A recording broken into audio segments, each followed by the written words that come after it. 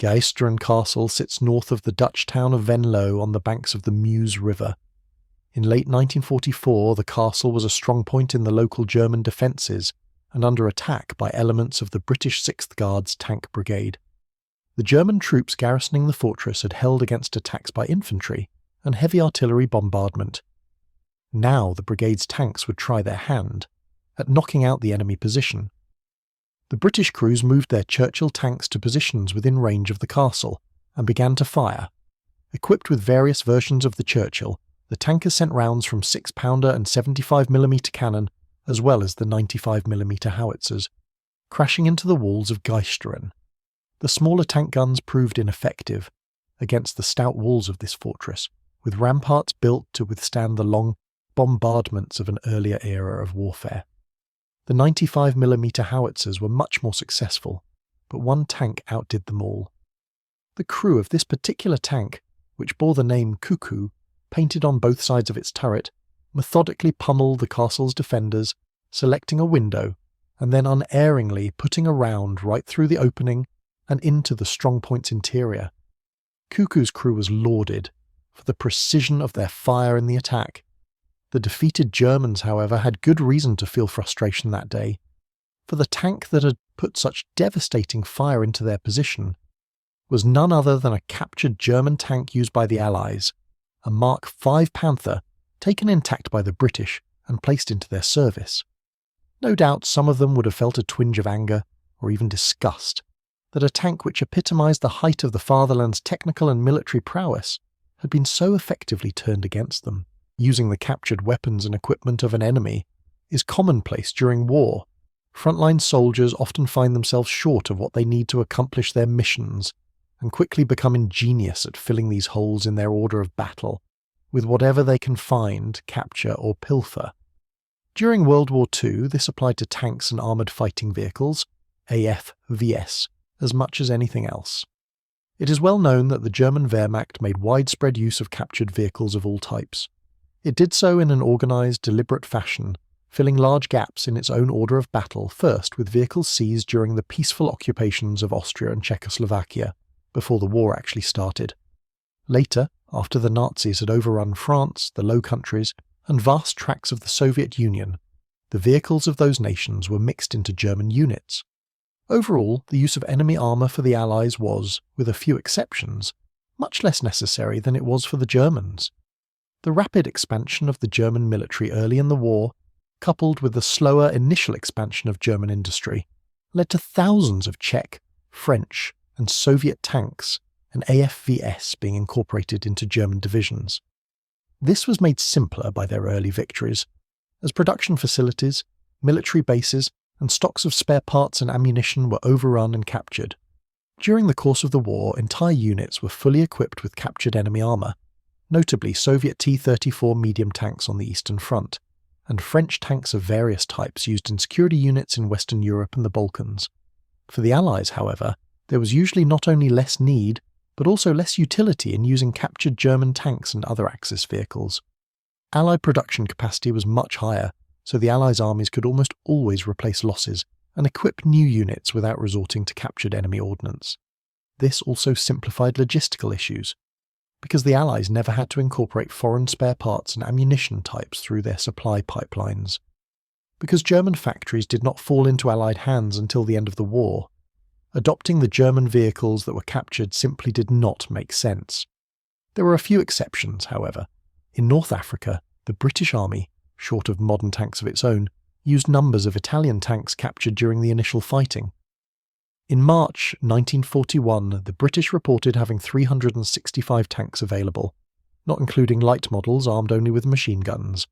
Of these, some 16%, or 60 tanks, were Italian medium models captured at Baie de Somme. All of them were issued to the 6th RTR, the Royal Tank Regiment, after being overhauled and fitted with British radios. They were not very popular with British tankers, because of their thin armour and poor mechanical reliability. The 6th RTR arrived at Tobruk on February 22, 1941, with none of its own tanks. The unit was sent to Baie de Somme to take possession of the Italian M13/40 medium tanks there. The 3 squadrons of the regiment were all equipped with these tanks by March 12th. On the 18th, a squadron was sent forward to join the 3rd Hussars. The squadron started its road march with 15 Italian tanks. 3 of them overheated en route and were left behind. An additional 3 M13 arrived at the squadron's destination, but they were losing power and overheating themselves, leaving only 9 operational tanks. By March 31st, the 6th RTR reported only 36 of its M13 operational.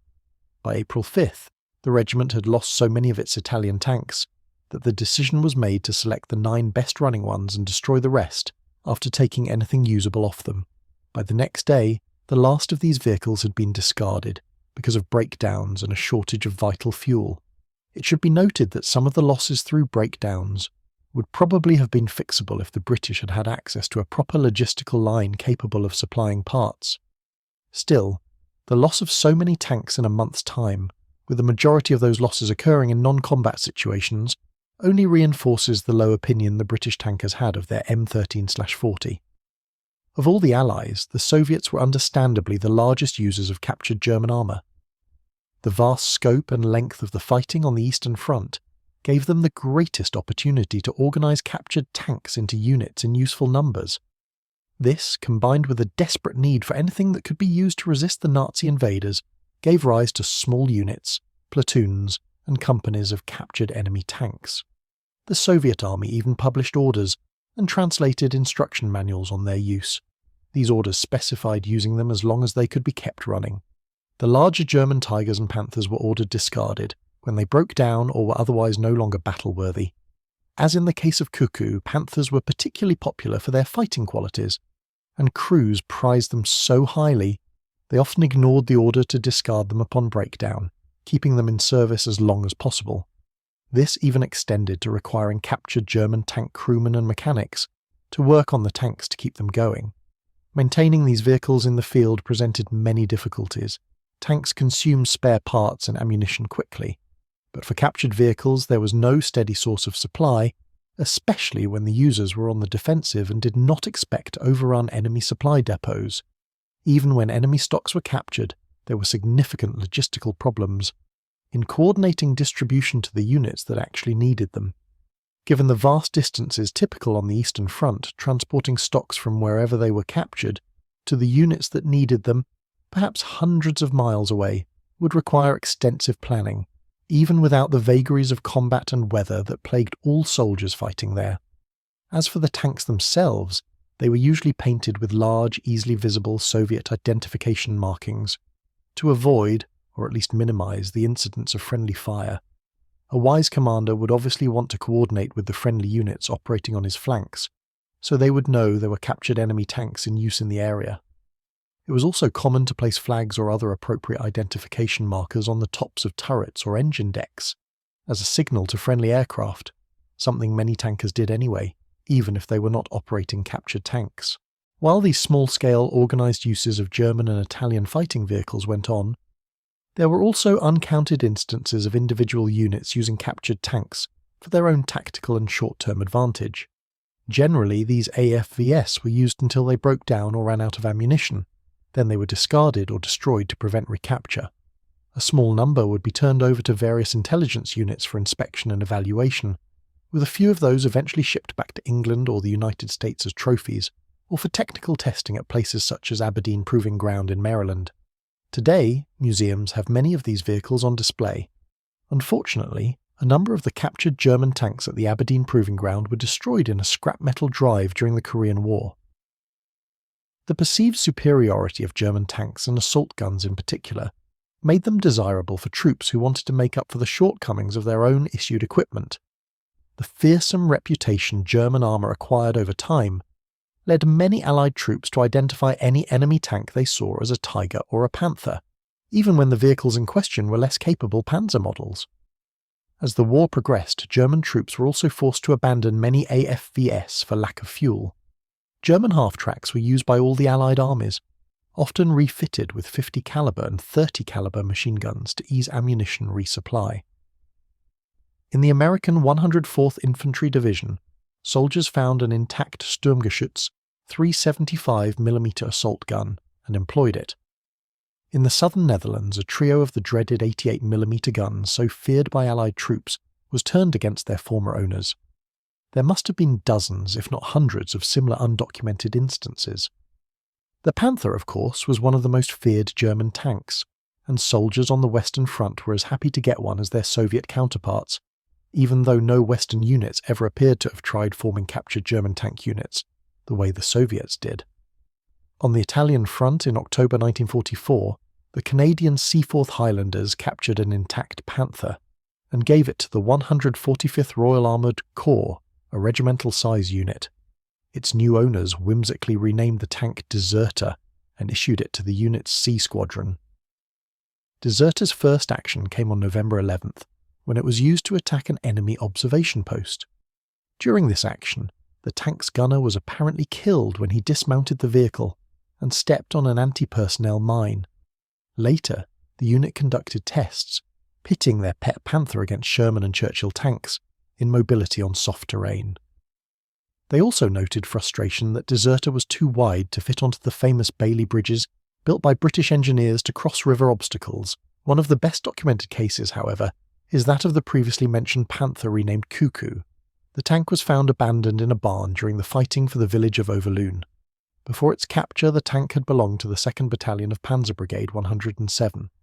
The British tankers assigned Cuckoo to the 4th Battalion Coldstream Guards, alongside their issued Churchills, apparently to a staff section. These staff tanks were all named after birds such as eagle and vulture, hence the name Cuckoo. In preparing the tank for its new owners, a new coat of paint was applied, most likely the same khaki as the Churchills. Cuckoo's new operators were impressed and happy with their acquisition. In particular, they admired the high quality of the optics in the tank's sights, something for which the Germans were noted. Cuckoo participated in the attack on Geijsteren Castle, and then took part in Operation Blackcock in January 1945.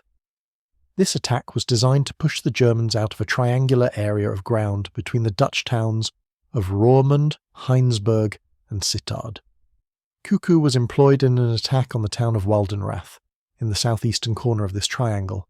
The winter was harsh, and icy conditions made for difficult going. Cuckoo both impressed and angered its new owners. While the Churchill tanks seemed to constantly slide and become stuck on the icy roads, the Panther kept moving with absolutely no problem at all, oblivious to the conditions plaguing the British armour.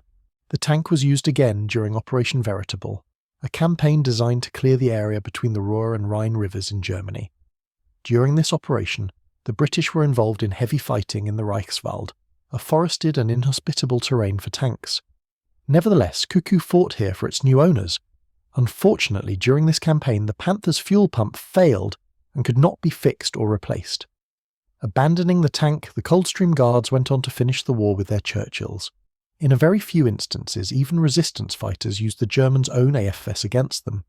French fighters reportedly used a few German tanks during the liberation of France in 1944. In Poland, the resistance fighters of the Polish Home Army used several captured tanks. In the desperate fighting of the Warsaw Uprising in August and September 1944. As the Soviet Red Army advanced into Poland and approached Warsaw, the Poles rose up against the Nazi occupation. Expecting the Soviets to come to their aid and quickly liberate the city, they were sorely disappointed when the Red Army instead stopped along the line of the River Vistula. This effectively left the Home Army alone against the might of the Nazis, and during 2 months of bloody combat the Poles were crushed. The Western Allies were unable to provide any useful assistance to the Poles, and most consider the Soviet halt to have been political, aimed at allowing the Germans to destroy the only group thought capable of resisting the coming Soviet occupation. During this fighting, the Polish fighters seized as much German equipment as they could in their desperate struggle. Even German helmets and uniforms were donned, along with armbands to identify friend from foe. Armour, therefore, was eagerly put to use. Photographic and film evidence shows Home Army soldiers manning both Panther tanks and a Hetzer 75mm self-propelled assault gun. The Hetzer itself was built on a Czech-designed tank chassis, which the Germans had themselves commandeered. One of these tanks was used in an assault on a concentration camp the Nazis had set up, in the remnants of the Jewish ghetto. Itself reduced to rubble in the Jewish uprising the previous year, the tank fired several rounds at the guard towers of the German defenders, enabling Polish fighters to take the camp and free several hundred emaciated Jews held there. Despite such individual tactical successes, the addition of a few armoured vehicles to the Home Army's strength could not change the inevitable outcome. They suffered horribly under the Nazi retaliation. While the Allies were usually blessed with a marked numerical superiority over the Axis forces, Allied troops did not hesitate to use captured AFVVS to supplement their numbers still further. The belief that German armoured vehicles were qualitatively superior to Allied models only reinforced the desire to use them. This use shows clearly the great capacity for improvisation on the part of soldiers in the field to accomplish their mission with whatever is at hand.